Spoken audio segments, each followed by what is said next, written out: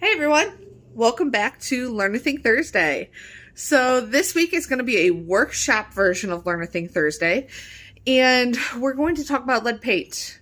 Lead paint is something you've probably heard of before. You've probably signed lead disclosures if you've bought a house that is mid 1900s or older, or even rented an apartment in a building that's older.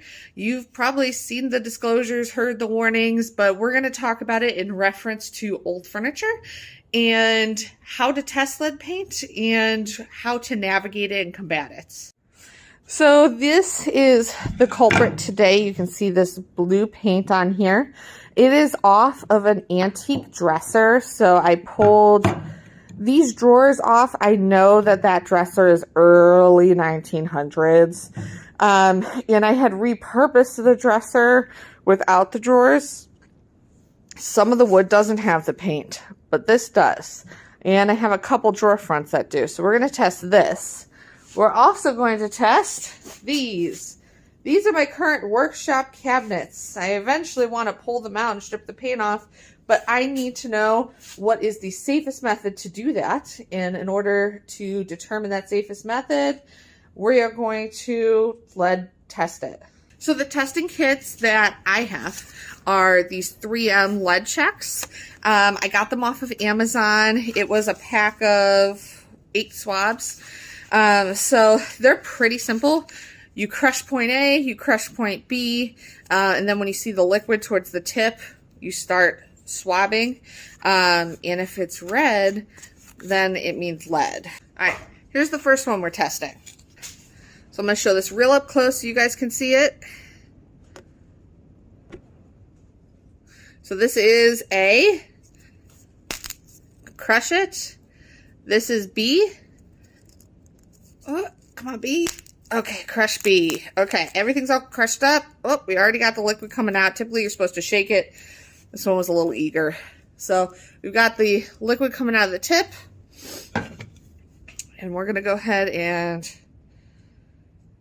take this lead paint here. I'm going to take this little splotch. And we're going to lead test it. All right. And then you rub the swab for 30 seconds. So I think we're coming up on that. Okay, this is yellow or orange, so this is not lead paint, which is good news for me.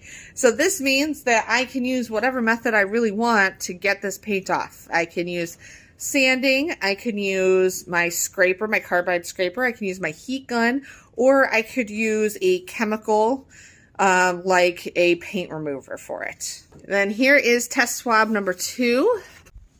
Okay. All right, so I'm going to show it this way now. We're going to crush point A. We're going to crush point B. Come on, B. Okay, and then we're going to shake it.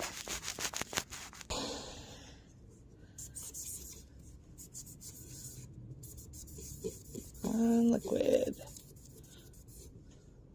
There it goes. Okay.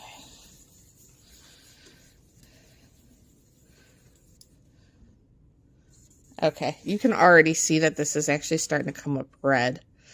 You can see it past the brown. So that means that this is lead. See that red? That is lead. All right, so that means that there is lead paint on these, which really sucks. Because there's a lot of these doors and a lot of cabinets that I'm now going to need to use paint remover for. So let's talk about some ways to safely remove lead paint, because now I've got lead paint on my hands.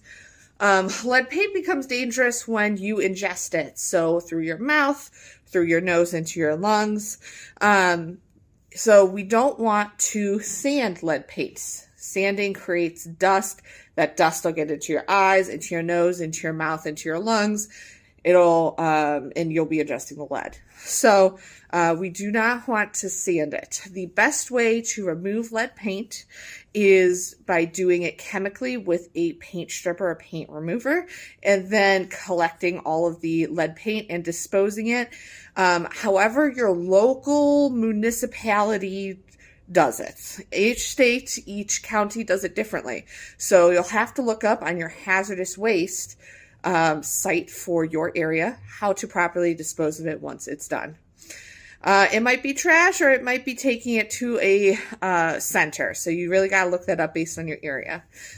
So we don't want to be sanding this. We also don't want to be using a heat gun on this, because once lead paint is heated past 700 degrees, it lets off a noxious fume. So we do not want to be using a heat gun. The safest way is going to be using a chemical stripper, which is time consuming and messy, but it's the safest way to combat lead paint.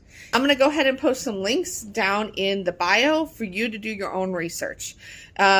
Lead paint is sometimes as challenging and unique as the areas that it was painted on. So each scenario is going to be different on how you should be handling it, and what the best way to do that is. So stay safe. Make sure that you're wearing your proper safety gear, like eye covers and ventilation. And happy flipping.